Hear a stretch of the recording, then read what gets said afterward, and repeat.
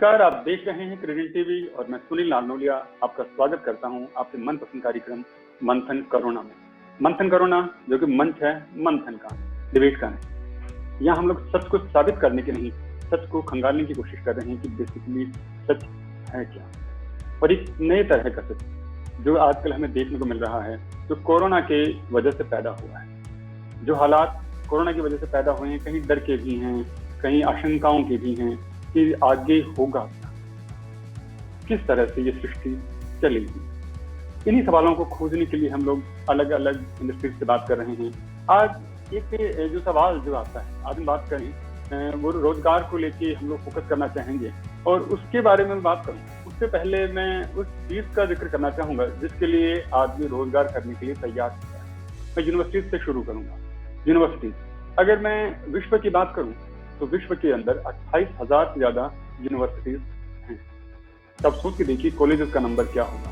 मैं एक बार फोकस करता हूँ सिर्फ इंडिया के ऊपर। तो इंडिया के अंदर 821 यूनिवर्सिटीज और जिससे करीब 35,000 से ज्यादा कॉलेजेस एफिलिएटेड। इन 35,000 से ज्यादा कॉलेजेस के अंदर करीब 2,25,00,000 से ज्यादा बच्चे एनरोल्ड हैं। यानी वो बच्चे जो अपने जीवन में सोच रहे हैं कि 2 साल बाद में, 3 साल बाद में हमें रोजगार मिल जाए। तो जब उन्होंने एडमिशन लिया होगा यूनिवर्सिटी के अंदर तो उनकी अवधारणाएं अलग रही होंगी। में ऑफलाइन क्लासेस मिलेंगी, हम 1-to-1 मिल लेंगे, प्रैक्टिकल नॉलेज होगी। लेकिन अब कोरोना की वजह से जिस तरह के हालात जो बदले तो ऑफलाइन से ज्यादा जोर ऑनलाइन का होता जा रहा है। तो ऑनलाइन जोर के अंदर किस तरह से क्या होगा। इसी तरह से यूनिवर्सिटीज को भी गवर्नमेंट ने अलग अलग कैटेगरीज में डिवाइड किया था according to their requirement. Central universities कहा जाता है, स्टेट यूनिवर्सिटीज होती हैं, डीम्ड यूनिवर्सिटीज होती हैं और प्राइवेट यूनिवर्सिटीज होती हैं। मैं थोड़ा सा इसे और कंप्रेस करता हूँ, आता हूँ राजस्थान के अंदर। राजस्थान इसका highest number of universities. Rajasthan में 76 यूनिवर्सिटीज हैं और जिसमें से 46 तो प्राइवेट यूनिवर्सिटीज। तो ये जो 46 का जो नंबर है, ये बात साबित करता है कि एजुकेशन में एम्पावरमेंट को लेकर जो प्राइवेट सेक्टर जिस तरह से आगे आ रहा है वो उस सक्रियता को दिखाता है। लेकिन अब हालात बदलते गए। अब सभी पक्षों प्रश्न है कि आने वाले टाइम में होगा किस तरह से नए स्टेप्स लिए जाने चाहिए। क्योंकि अभी तक जो हमें एक ट्रेडिशन मिला था, जो मैकाले थ्योरी के जरिए हमें एक ट्रेडिशन मिला था कि एजुकेशन इस तरह से दी जानी चाहिए कि हम लोगों को जॉब ओरिएंटेड कर सके, कि उन्हें जॉब मिल सके। क्योंकि पहले जो शिक्षा का उद्देश्य होता था वो अलग होता था, वो होता था जीवन का विकास करना। और अब जो शिक्षा का उद्देश्य कहीं ना कहीं प्राथमिक तौर पर हो गया है जॉब को पाना, कि उन्हें नौकरी चाहिए। उनका एवल्यूएशन चाहे हो चाहे नहीं हो, उनकी मानसिक क्षमताएं चाहे बढ़ें चाहे नहीं बढ़ें, उनके पास डिग्रियां हों और ऐसी डिग्रियां हों जो उन्हें अच्छी से अच्छी नौकरियां दिलवा सकें। 10,000 से ज्यादा जॉब अपॉर्चुनिटीज हैं अभी हमारे पास, जिनके ऊपर अलग अलग जॉब्स मिल सकती है। तो सवाल ये भी आता है, जब इतनी सारी अपॉर्चुनिटीज हैं तो फिर इस बात को लेके इतनी जद्दोजहद क्यों है कि नौकरियां कम हैं। इसके पीछे थोड़ा सा इतिहास की तरफ मुड़कर देखते हैं।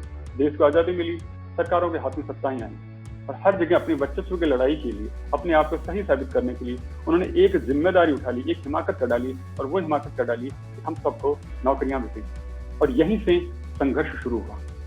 सब लोग आज पूरी तरह से निर्भर हो गए सरकारी नौकरियों की तरफ, जबकि हम लोग तो युगों युगों से जीते आ रहे हैं। तब कभी भी अकाल नहीं रहा नौकरियों का। तो नौकरियों का अकाल इन दिनों कैसे पड़ गया, जबकि अब तो जनसंख्या बढ़ी है। जनसंख्या बढ़ी है तो जाहिर सी बात है कि नौकरियों की संभावनाएं भी बढ़ी है। तो फिर अकाल क्यों है नौकरी, और नौकरियों का अकाल है तो अब कोरोना के बाद में किस तरह की नौकरियां ज्यादा होंगी, किस तरह के फैसले लिए जाएंगे।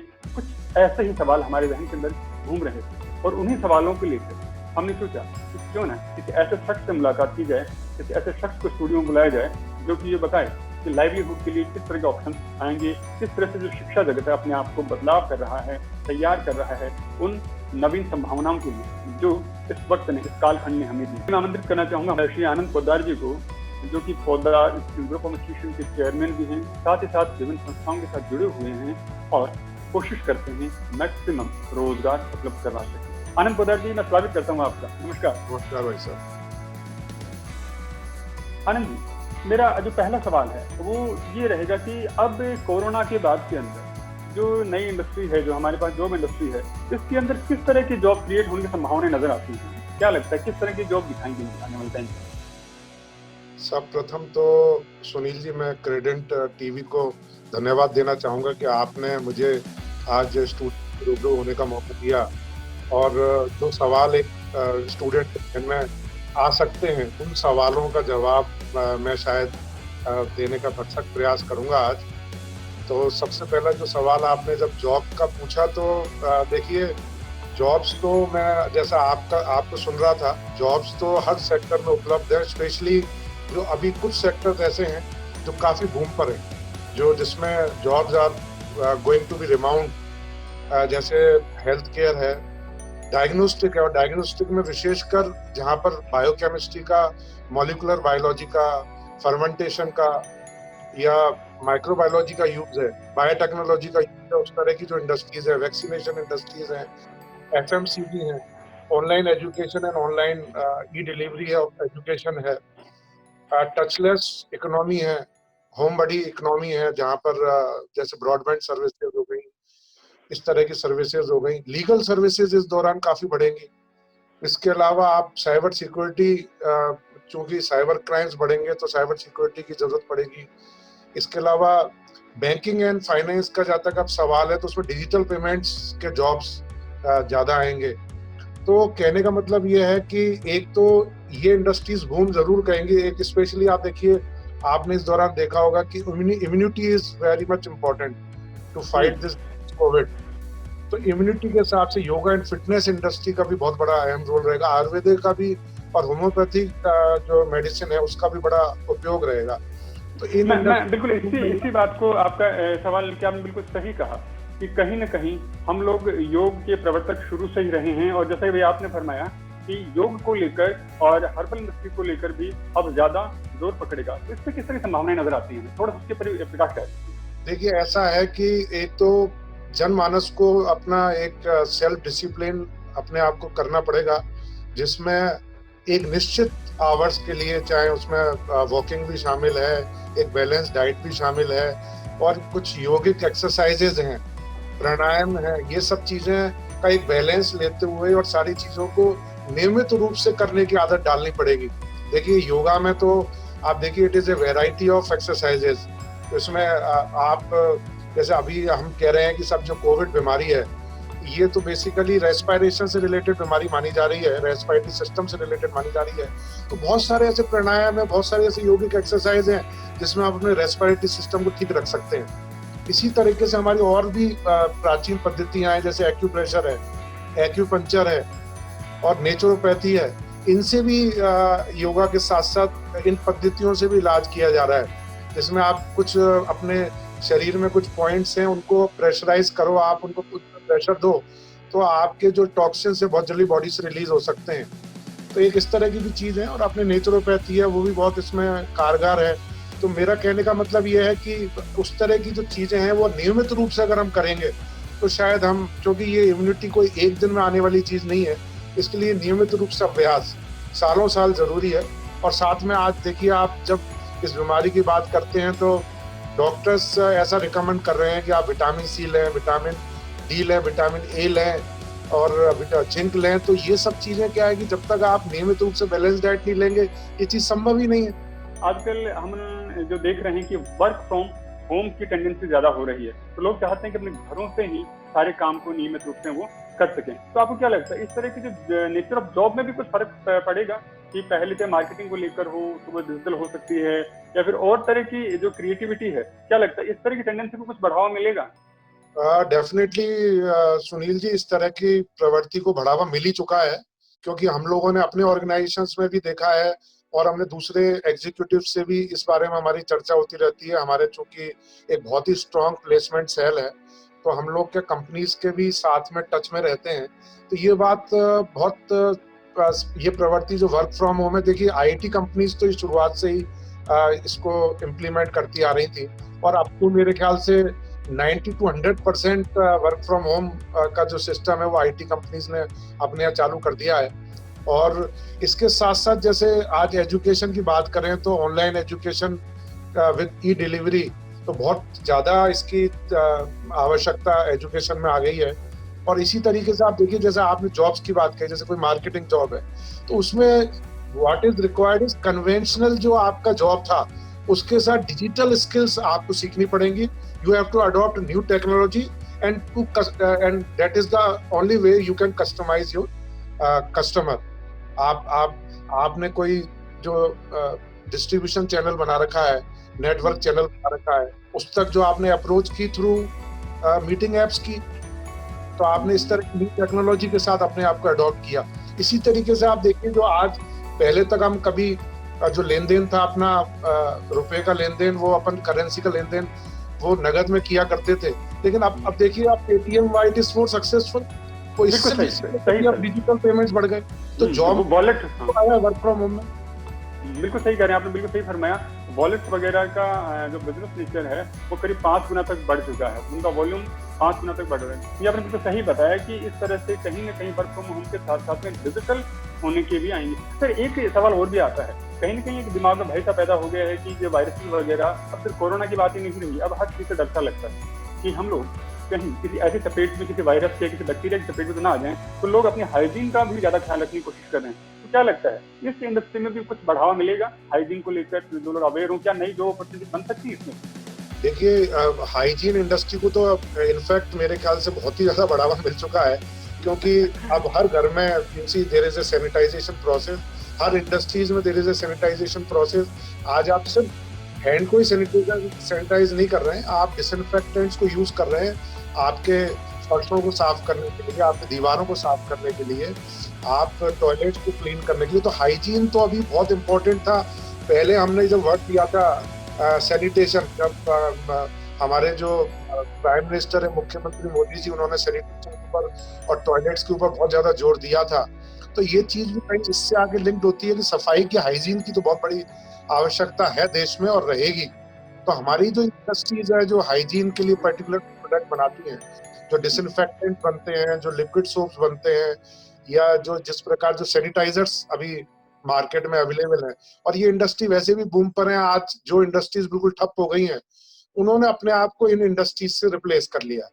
तो रिप्लेस कर लिया बिल्कुल. और ऐसे इससे जो जुड़े हुए जो लोग, हाइजीन इंडस्ट्री से जो जुड़े हुए जो लोग हैं, कहीं ना कहीं उनको भी ज्यादा रोजगार मिलेगा, तो वो भी इस सेक्टर में ज्यादा आ पाएंगे. अगला सवाल जो मैं आपसे जो लेना चाहूंगा वो ये लेना चाहूंगा कि जितने भी एंटरप्रेन्योरियल जो सेक्टर है, रोजगार के जितने भी स्वतंत्र साधन हैं, उनको किस तरह के इनोवेशन करने चाहिए जिसके जरिए कि जो डेवलपमेंट की जो रेट है वो कम ना हो. क्योंकि कहीं ना कहीं ये सुनने में आ रहा है कि कोरोना की वजह से हम लोग इतने दशक पीछे चले गए हैं, हमें रिकवर करने में इतना टाइम लगेगा. तो जाहिर सी बात है कि किसी भी देश का जो व्यापारी है वो हमेशा उसकी जिम्मेदारी पूरी ईमानदारी के साथ निभाता है, और अब उसके कंधे पे एक बड़ी जिम्मेदारी आ गई है, और वो जिम्मेदारी ये है कि देश की प्रगति की दर कम ना हो, उसके विकास की दर कम ना हो. तो उसके लिए क्या लगता है कि इस सेक्टर को, एंटरप्रेन्योर सेक्टर को किस तरह के बदलाव करने चाहिए? देखिए आपने बहुत अच्छा सवाल किया. मेरे हिसाब से जो ये जो एंटरप्रेन्योर सेक्टर की जो आप बात कर रहे हैं, इसमें it is full of innovation and creativity. देखिए ये तो आप मान के चलें कि जब तक इनोवेशन नहीं है, क्रिएटिविटी नहीं है, जब तक ये एंटरप्रेन्योर सेक्टर डेवलप नहीं हो सकता. तो अब इसको डेवलपमेंट के लिए जो इनोवेशन की आपने बात की, तो मैं आपको बहुत सूक्ष्म स्तर पर बताऊं कि जैसे अभी मतलब कुछ स्टूडेंट्स ने स्टार्टअप्स लगाए इसी कोविड-19 पैंडेमिक के दौरान. तो इन्होंने क्या किया कि सब वो डिफरेंट मासेस जो मास्क हैं बाजार में जो उपलब्ध हुए, तो उन्होंने क्या किया, कुछ को ऑर्गेनिक से डाई किया, कुछ मास्क में रेस्पिरेटर लगाए, कुछ मास्क में विभिन्न लेयर्स है जो मेटल रोल लेयर लगाया. इसी तरीके से बहुत जल्दी मार्केट में देखो पीपीई किट्स बननी चालू हो गई, मार्केट में बहुत जल्दी फुट स्टैंड सैनिटाइजर्स आ गए. और इसी तरीके से अभी कुछ हमारे स्टूडेंट्स भी उन्होंने स्टार्टअप्स लगाए हैं, उन्होंने हर्बल सैनिटाइजर्स का, हर्बल हैंड सैनिटाइजर्स भी बना दिए. तो कहने का मतलब ये है कि अगर इनोवेशन क्रिएटिविटी है तो आप बहुत जल्दी नए एंटरप्रेन्योर सेटअप में आ सकते हैं. और एंटरप्रेन्योर्स के लिए बहुत जरूरी है कि वो कुछ लीग से हटके सोचें और ऐसा सोचें जिसमें which is full of innovation and creativity. तो इसका तो बहुत बड़ा रोल है एंटरप्रेन्योर्स में. और ये जिस तरीके से देखा जा रहा है, आप देखिए पेटीएम, जैसे हम फिर एग्जांपल पेटीएम का लेते हैं, तो विजय जी जो थे जिन्होंने पेटीएम की स्थापना की, तो कितनी जल्दी, कितना सिर्फ इनोवेशन की वजह से एक नया वेंचर उन्होंने स्थापित किया और आज वो कितना सक्सेसफुल है. तो हम इस तरह के नए जो वेंचर है, आज देखिए जो हमारी टेलीमेडिसिन है, इसके लिए आज बहुत जल्दी-जल्दी ऐप बनाए जा रहे हैं, जिससे कि हम डॉक्टर्स की, फिजियोथेरेपिस्ट की, डेंटल डॉक्टर्स की, लैब टेक्नीशियंस की रीच हमारे पेशेंट्स तक बढ़ा सकें। तो इस तरह के एप्लीकेशंस, ऐप्स मार्केट में आने स्टार्ट हो गए और बहुत जल्दी और भी तरह के ऐप्स मार्केट में आएँगे। तो ये सब चीज़ें हमारे इनोवेशन और क्रिएटिविटी का ही कमाल है। हाँ, बिल्कुल सही कहा। तो एक सवाल जो मेरे ज़हन में और भी कौंधता है, बार-बार में आता है कि डिजिटल एजुकेशन की तरफ बड़ा ज़ोर दिया जा रहा है इन दिनों के अंदर, कि डिजिटल एजुकेशन हो, घरों में बैठकर ही पढ़ाइयाँ की जा सके। तो उसके कुछ फ़ायदे भी हैं, जैसे हर चीज़ के कुछ फ़ायदे होते हैं, तो कुछ नुकसान भी होते हैं। तो इस कॉन्सेप्ट के भी कुछ फ़ायदे भी हैं, तो कुछ नुकसान भी हैं। लेकिन फ़ायदे और नुकसान तक हम लोग पहुँचे, उससे पहले कोई सवाल भी है। सवाल सबसे बड़ा तो ये आता है कि एक बार के लिए मैं मान भी लूँ कि सबके पास तो स्मार्टफ़ोन है, लेकिन सबके पास में स्मार्ट इंटरनेट स्पीड तो नहीं है। तो इस केस के अंदर जाहिर सी बात है कि बहुत सारे इंफ्रास्ट्रक्चर को डेवलप होने के लिए तैयारियां करनी पड़ी। तो ऐसे सेक्टर के अंदर अब आप इस जो असुविधा की एक असमंजस की स्थिति से खड़ी हो गई है कि मजबूरी ऐसी आ गई है कि हमें ऑनलाइन आना पड़ेगा, डिजिटलाइज होना पड़ेगा, लेकिन संसाधन उतने नहीं है। तो आपको क्या लगता है कि आईटी के सेगमेंट में कोई इस तरह के ऐप वगैरह या फिर इस तरह की कोई स्ट्रीमलाइनिंग शुरू होगी तो कम से कम डेटा कंजप्शन करे और मैक्सिमम आउटपुट दे पाए? क्या लगता है, इस तरह के नवाचार की संभावना नजर आती है आपको? हाँ, बिल्कुल इस तरह के नवाचार की संभावनाओं का पूरा बाजार उपलब्ध है। अभी आपने अगर सुना हो तो गवर्नमेंट है, उन्होंने भी, जो मिनिस्ट्री ऑफ एचआरडी है, गवर्नमेंट ऑफ इंडिया, उन्होंने भी एनसीटी के सहयोग से दीक्षा ई पोर्टल चालू किया है। इसी तरीके से मिनिस्ट्री ऑफ एचआरडी के सहयोग से यूजीसी ने भी स्वयं पोर्टल को स्टार्ट किया। इसमें क्या है कि स्टूडेंट, पेरेंट्स और स्कूल्स और टीचर्स, तो ये सभी लोग अपने आप को रजिस्टर्ड कर सकते हैं और ये बड़ा यूजर फ्रेंडली है। इसमें जहाँ पर भी आपको जिस भी सब्जेक्ट टॉपिक पे पढ़ना हो, उस पे जाके वहाँ क्यूआर कोड को जाके स्कैन कर लें और उसको स्कैन करके वो आपको उस मटेरियल को रिसोर्स मटेरियल को आप पढ़ सकते हैं और आप अपना सेल्फ इवैल्यूएशन भी कर सकते हैं। तो इस तरह की चीजें भी हैं। और देखिए, आपने जैसा कहा कि डेफिनेटली जहाँ इसके कुछ प्रोन्स हैं वहाँ इसके कॉन्स भी हैं। तो कुछ तो प्रॉब्लम्स हैं, कुछ एडवांटेजेस हैं, कुछ डिसएडवांटेजेस हैं।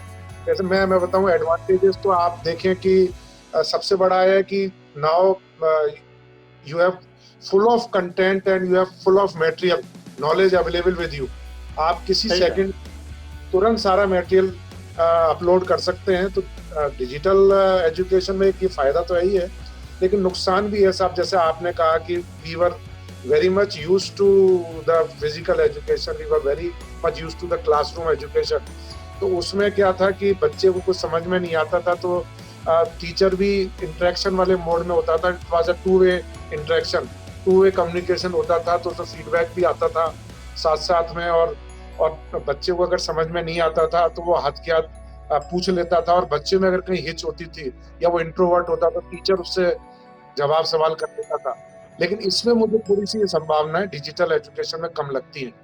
इसमें बच्चा अगर मतलब सेल्फ डिसिप्लिन नहीं है तो हो सकता है बच्चा लॉग ऑन करके और सो जाए, ये भी संभावना, या हो सकता है वो उसको पूरा ध्यान ना देवे। तो ये सारी चीजों को लेते हुए बहुत जरूरी है कि हम उस तरह के, और आज ऑफलाइन मटेरियल डेवलपमेंट का तो है ही है। आप इस तरह के ऑफलाइन वीडियोस डेवलप करें, इंफ्रास्ट्रक्चर जो स्कूल्स और कॉलेजेस हैं, यूनिवर्सिटीज हैं, अपना इंफ्रास्ट्रक्चर इस तरह से ई लर्निंग का इंफ्रास्ट्रक्चर डेवलप करें जहाँ वो बहुत मैं इस बात को हाईलाइट करना चाहूंगा कि ये बात बिल्कुल हाईलाइट की जानी चाहिए। जैसे आपने कहा कि कहीं न कहीं ऑनलाइन मटेरियल के साथ में ऑफलाइन डिजिटल मटेरियल भी तैयार करना पड़ेगा, जिससे हमारे इंटरनेट के ऊपर जो डिपेंडेंसी है वो कम से कम हो, जिससे कि आज हम भी अच्छे से वाकिफ इस बात से कि इंटरनेट की स्पीड उतनी अच्छी हमारे पास नहीं, आने में थोड़ा समय तो लगेगा। सरकारें अपने स्तर पे काम कर रही हैं, लेकिन वक्त तो हर चीज में लगता ही लगता है। तो उसके लिए जरूरी है कि पहले हम उस तरह का मैटर भी जरूर तैयार करें। चलिए सर, मैं एक सवाल तो मेरे दिमाग में और भी आता है जो मैं आपसे लेना चाहूंगा। ऑनलाइन एजुकेशन है, कहीं ना कहीं अंतर्मुखी होने की तरफ भी बढ़ावा देती है। पहले ऑफलाइन एजुकेशन में बच्चा दूसरे से इंटरेक्ट करता था, टीचर से मिलता था, दूसरे दोस्तों से मिलता था, तो कहीं ये बहिर्मुखी भी होता था, तो उसके व्यक्तित्व का विकास भी ओवरऑल रूप में हमारे सामने नजर आता था। तो आपको क्या लगता है, इस तरह का एक अवसाद उसे घेर नहीं लेगा अगर वो स्क्रीन के सामने ही सारी बैठ के पढ़ाई पूरी करेगा, किसी दूसरे से मिलेगा नहीं, अपने शिक्षक के साथ में अपनी संवेदनाएं शेयर नहीं कर पाएगा, उसका स्पर्श महसूस नहीं कर पाएगा? तो आपको क्या लगता है, ये अवसाद का कारण बन सकता है इस तरह की चीजें? देखिए, आपने बहुत इम्पोर्टेंट सवाल ये किया है कि ये बिल्कुल इस तरह की जो मोनोपोलिस्टिक जो सिस्टम है, जहाँ पर आप बहुमुखी नहीं होके और अंतर्मुखी हो जाएंगे और सिर्फ आइसोलेशन में जाते रहेंगे, तो ये अवसाद का कारण देखिए हो सकता है। लेकिन मैं तो ये मानता हूँ कि अभी जो जो हमारे पास गाइडलाइंस आ रही हैं, जो यूजीसी की गाइडलाइंस आ रही है, एनसीटी की गाइडलाइंस आ रही है या सीबीएसई की गाइडलाइंस आ रही है, उसके अनुसार अभी स्थिति को पे पूरी तरह से सरकार भी नजर रखे हुई है और एजुकेशनल इंस्टीट्यूशंस भी स्थिति पे नजर रखे हुए हैं। तो ये ऐसा नहीं है कि ये बहुत सालों साल चलने वाली बीमारी है। ये कुछ लिमिटेड टाइम पीरियड के लिए ज्यादा तेजी से बढ़ रही है और बाकी इसका जैसे ही वैक्सीनेशन आ जाएगा और इसका कुछ इलाज उपलब्ध हो जाएगा तो ये थोड़ा सा कंट्रोल में भी आ जाएगी। तो उसमें ये है बिल्कुल इस बात के लिए तो मैं आपका आभार व्यक्त करना एजुकेशन चाहूंगा। का डिजिटल वे में दिया जाए और कुछ पार्ट इसका क्लासरूम एजुकेशन के रूप में दिया जाए जैसे ही ये परिस्थितियां ठीक हो जाती हैं। तो ये तो बिल्कुल आप ठीक कह रहे हैं कि ये पहले से भी हमने इसको इस डिजिटल एजुकेशन से पहले भी इस बात पे बहुत गौर किया है कि जो बच्चा ज्यादा इंटरनेट यूज करता है या ज्यादा सोशल मीडिया यूज करता है उसके अवसाद में जाने की ज्यादा संभावना रहती है। तो मैं बिल्कुल इस बात के लिए आपका आभार व्यक्त करना चाहूंगा कि इस नकारात्मक जो समय के अंदर भी आपने बहुत सकारात्मक की बात कही कि हमें भयग्रस्त होने की इतनी आवश्यकता नहीं है जितना कि भय हमें लग रहा है। जाहिर सी बात है कि कोई भी बीमारी हो वो हमें सदा सदा के लिए कैद करके नहीं रख सकती।